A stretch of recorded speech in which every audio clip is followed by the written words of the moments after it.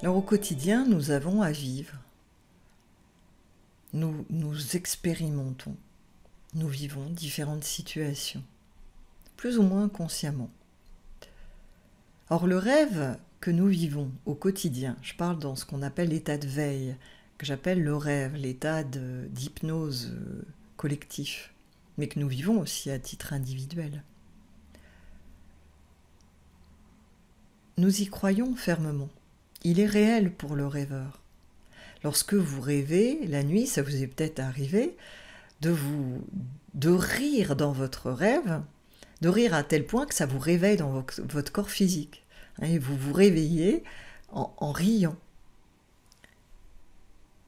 Et le rêve, il était vraiment réel, au point que ça vous a réveillé et que vous continuez même à rire pendant un certain temps de ce qu'il s'est passé dans le rêve, dans un rêve.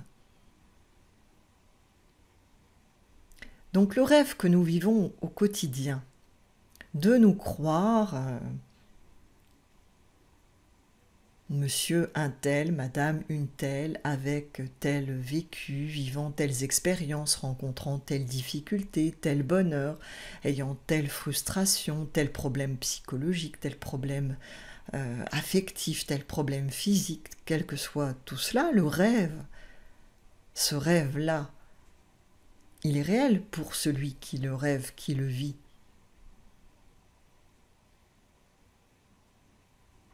Mais ce n'est qu'un rêve. Et c'est là où interviennent les chemins,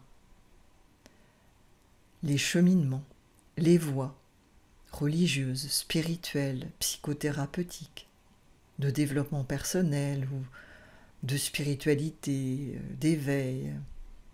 Or, elles sont multiples, toutes ces voies. Ça peut être à travers un engagement dans une religion, dans un parti politique, dans des croyances, tout peut être source d'éveil. Ça peut être la pratique du yoga, s'engager dans une voie spirituelle, devenir un renonçant, un sannyasine par exemple pour le yoga. Dans le bouddhisme, dans la voie bouddhique, dans la pratique d'arts martiaux, dans la pratique d'un art, la création, l'invention. Toutes les voies de manifestation peuvent être source d'éveil. Pas seulement que des voies traditionnelles. Elles vont être source d'éveil en fonction de l'intention qui est posée sur cette voie. L'intention est primordiale. Dans quelle intention je m'engage, je choisis cette voie? Le livre de vie est une voie que je vous expliquerai dans une prochaine rencontre. Mais l'intention est fondamentale. Dans quelle intention je suis sur cette voie? Déjà, quelles limites vous avez posées à cette voie? Si pour vous, l'éveil n'est pas réalisable dans cette vie-ci, quelle que soit la voie que vous prendrez, vous n'expérimenterez pas l'éveil. Ça fait déjà partie de votre postulat. À moins que vous ne leviez cette croyance.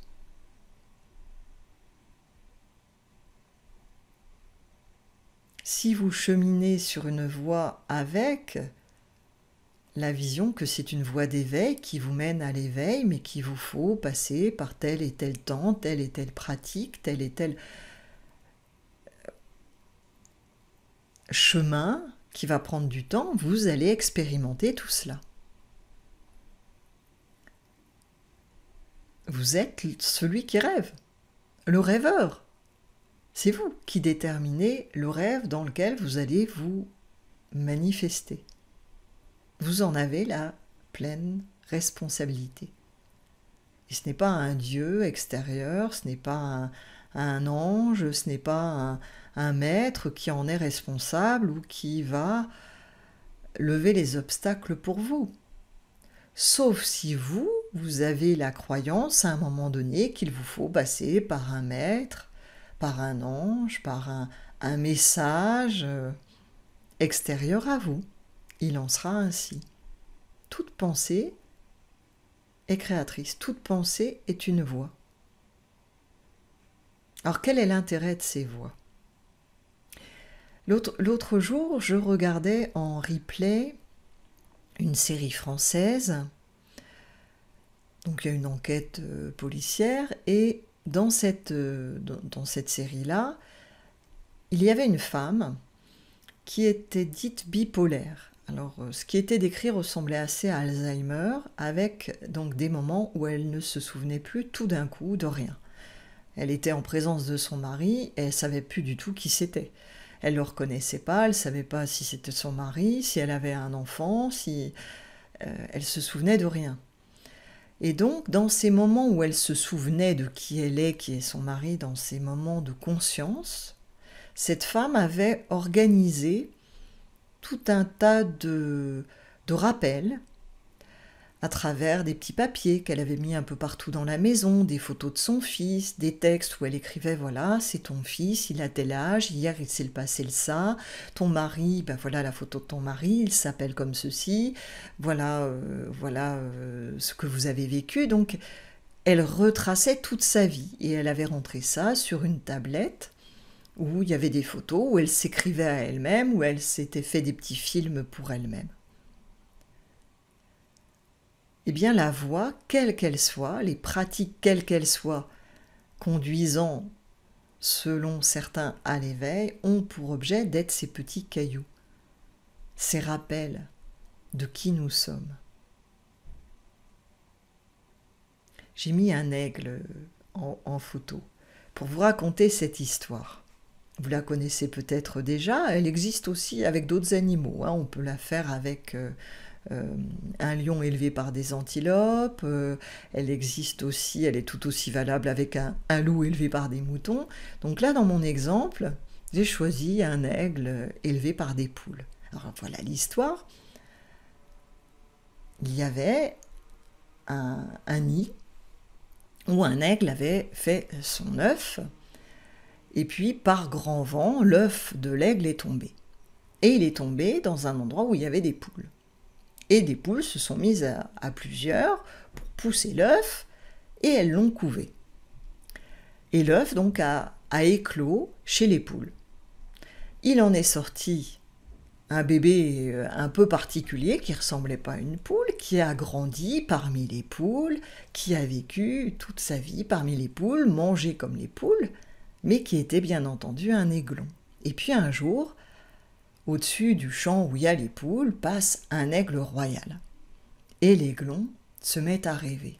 « Si j'étais un aigle, si j'étais comme lui, je serais puissant, je volerais libre dans le ciel. Mais ne rêvons pas, je ne suis pas un aigle, je suis une poule. » Et il s'est remis à picorer. Eh bien, cette histoire-là, c'est la nôtre, où nous croyons être un être limité par tout un karma, par plein de vécus, par des difficultés physiques, psychologiques, émotionnelles, mentales, par nos croyances, par nos peurs, par nos attentes. Nous sommes un aiglon qui se prend pour une poule.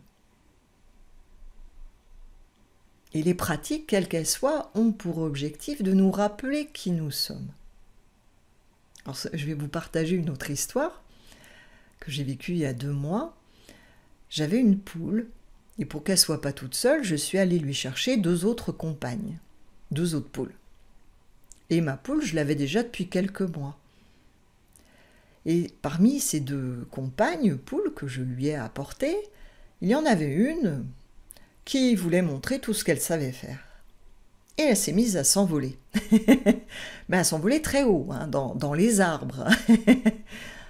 Elle était jeune, fine, elle volait très très bien. Et mon autre poule, que j'avais depuis des mois, qui ne volait pas à plus de 5 cm au-dessus du sol, tout d'un coup s'est mise à voler très haut. Donc comme j'ai un chien, j'ai dû leur couper les ailes pour qu'elles s'envolent quand même pas aussi haut que ça, de sorte qu'elles ne finissent pas de l'autre côté de la barrière, dans la gueule du chien.